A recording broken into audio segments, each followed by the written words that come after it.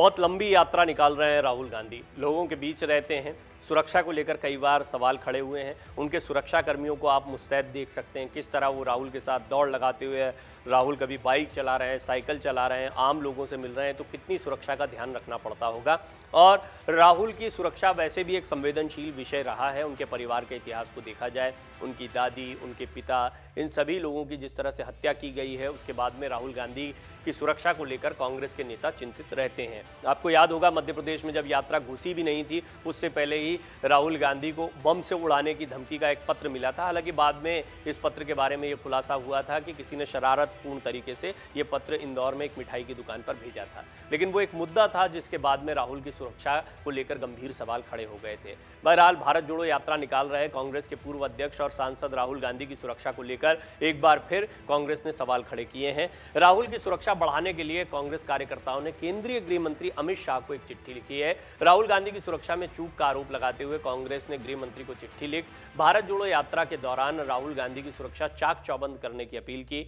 28 दिसंबर को कांग्रेस के पवन खेड़ा ने एक प्रेस कॉन्फ्रेंस में कहा कि आप राहुल गांधी को आसानी से पहचान सकते हैं, उनको पहचानना आसान है क्योंकि अकेले वे ही हैं जो बिना जैकेट के हैं। खेड़ा ने कहा कि आज एक पत्र वेणुगोपाल ने गृह मंत्री को लिखा है जिसमें दिल्ली में सुरक्षा व्यवस्था का हवाला दिया गया है, जहां पुलिस ने कोई सुरक्षा घेरा नहीं बनाया है। दूसरा उदाहरण वो है जिसमें खुफिया एजेंसी के लोग कंटेनर में घुस गए थे।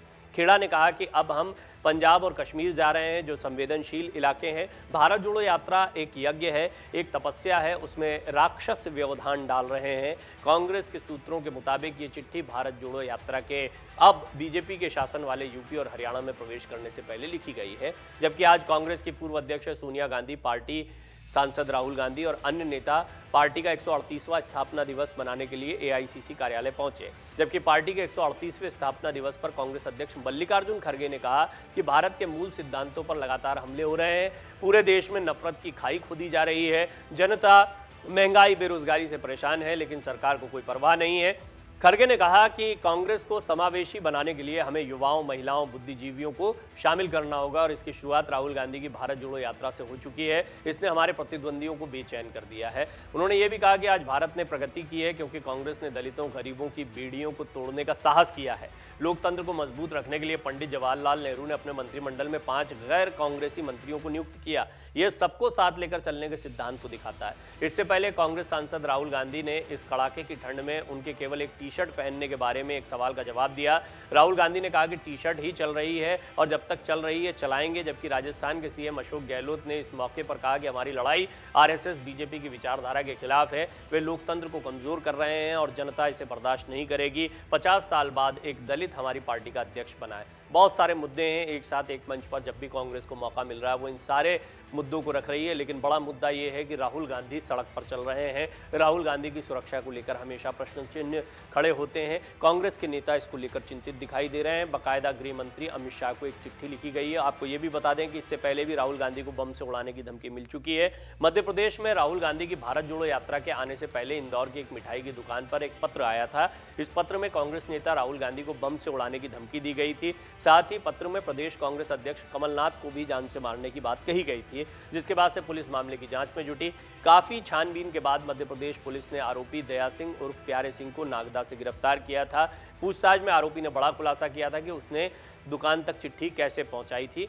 पुलिस गिरफ्त में आए दया उर्फ दयाल उर्फ चक्रवर्ती ने 18 नवंबर को गुजरात स्वीट्स की दुकान पर डाक के जरिए एक धमकी भरी चिट्ठी भेजी थी, जिसमें राहुल गांधी को बम से उड़ाने की धमकी दी गई थी। अपनी दादी की तरह, अपने पिता की तरह, इस तरह की बातें लिखी गई थी। साथ ही रतलाम के बीजेपी विधायक के नाम के साथ 3 मोबाइल नंबर भी पत्र पर लिखे गए थे।